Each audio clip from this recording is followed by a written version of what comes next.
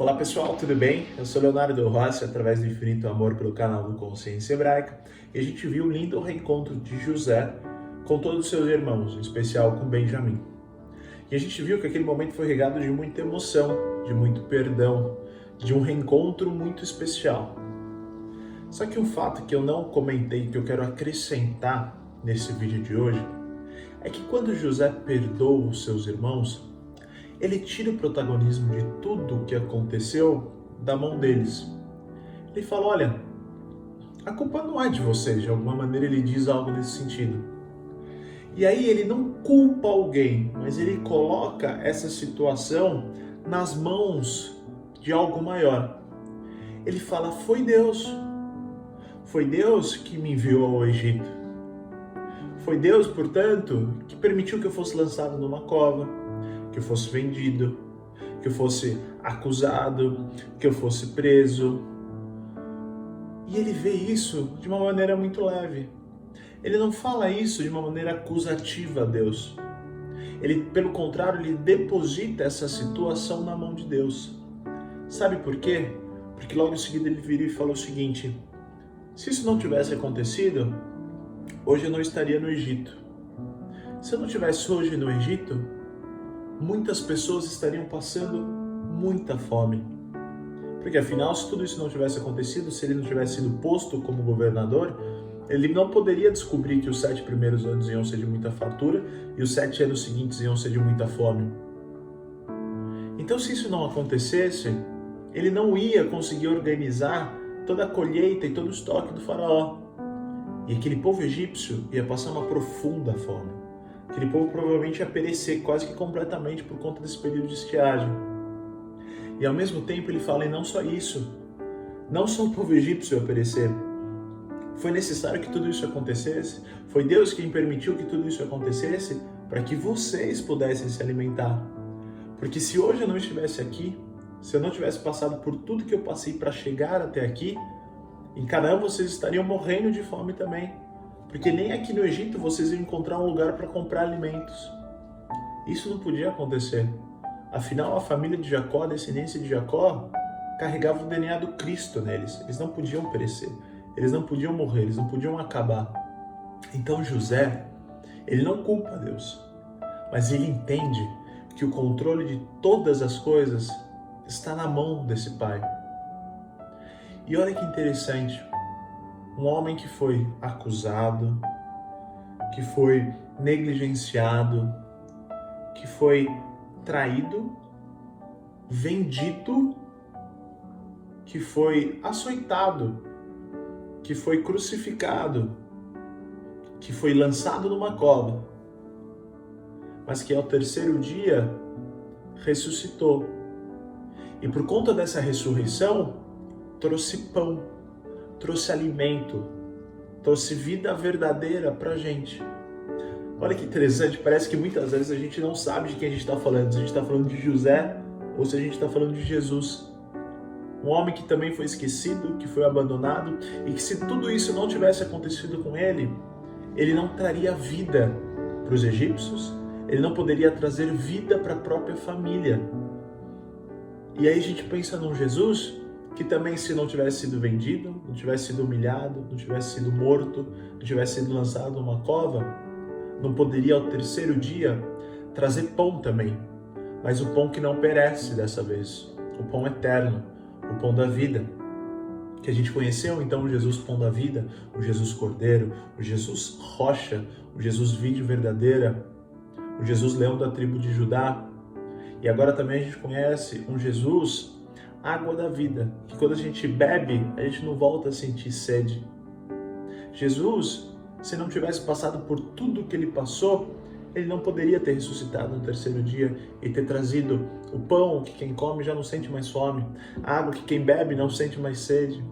Se José não tivesse passado por tudo que ele passou, ele não poderia passar depois dos 7 anos de fartura e durante os anos de estiagem e virar para os irmãos e dizer, eu tenho pão para vocês, eu tenho água para vocês. Eu tenho água para os egípcios também. Eu tenho pão para os egípcios também. Olha que interessante como muitas vezes as histórias desses dois homens traçam um paralelo.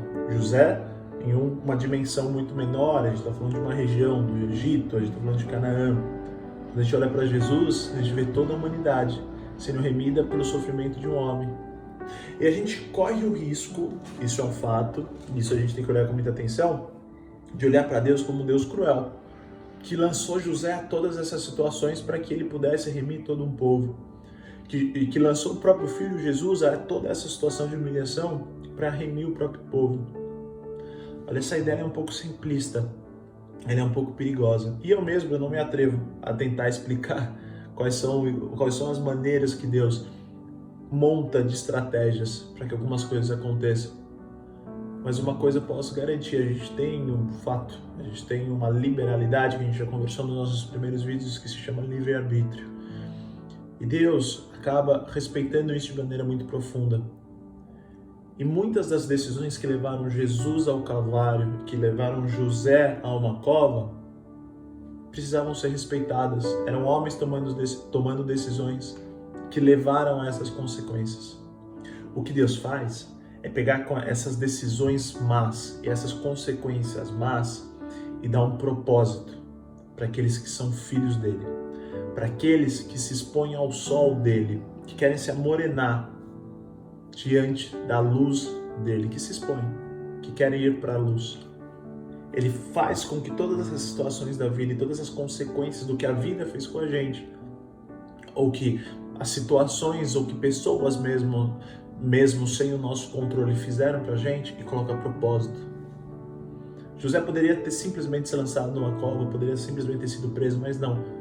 Deus deu propósito, Deus deu sentido a tudo isso. Ele precisava remir, ele precisava salvar os egípcios, ele precisava salvar a própria família.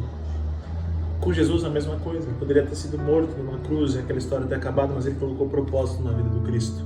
Ele tinha um propósito de milhares de anos na vida do Cristo, que não era salvar os egípcios com pão que perece, mas era já salvar toda uma humanidade com o pão da vida, com a água viva, que se a gente bebe a gente não volta a ter sede, o pão que se a gente come a gente não volta a ter fome.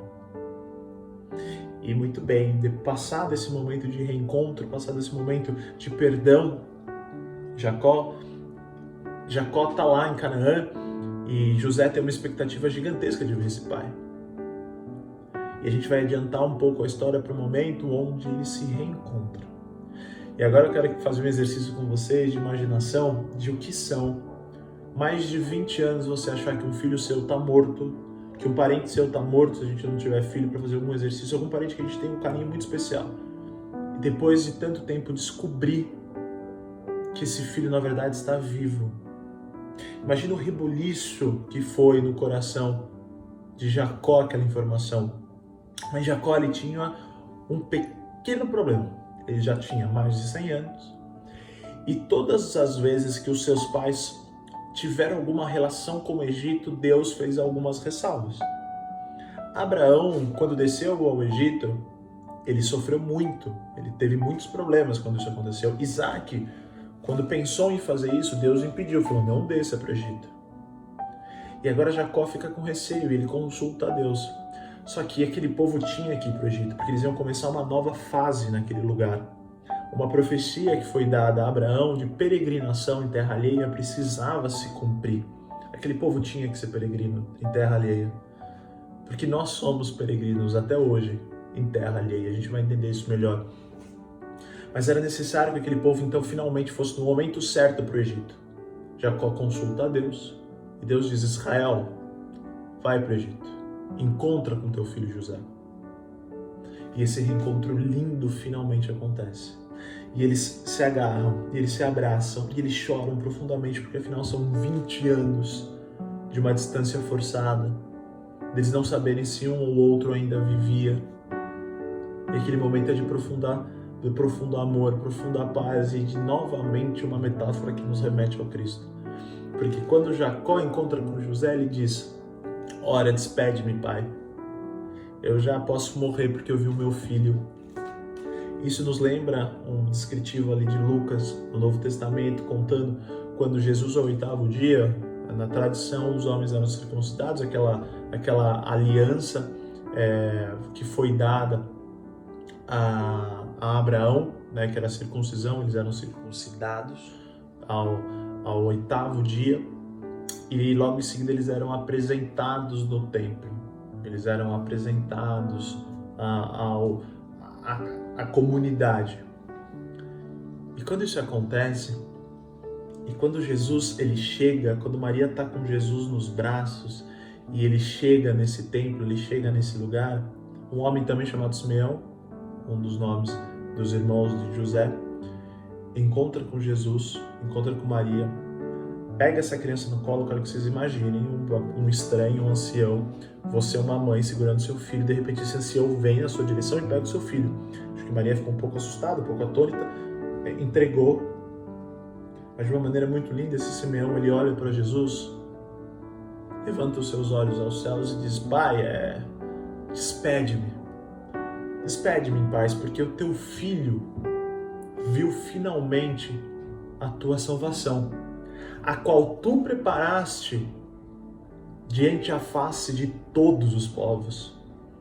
Olha que lindo isso, porque realmente Deus prepara Jesus diante a face de todos os povos. Ele era um filho de Adão e Eva, de Abraão, de Isaac, de Jacó, que tiveram relações com os mesopotâmios, com os babilônios, com os egípcios, com os sírios, com toda sorte de outros povos. E que estava na cara que Deus estava preparando um grupo, um povo, alinhando uma genética para se gerar o Cristo.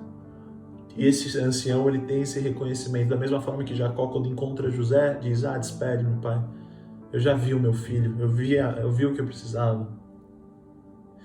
E aí, finalmente, esses homens começam um novo tempo, começam um novo momento agora no Egito, de reencontro, de perdão, pai e filho, um ao lado do outro.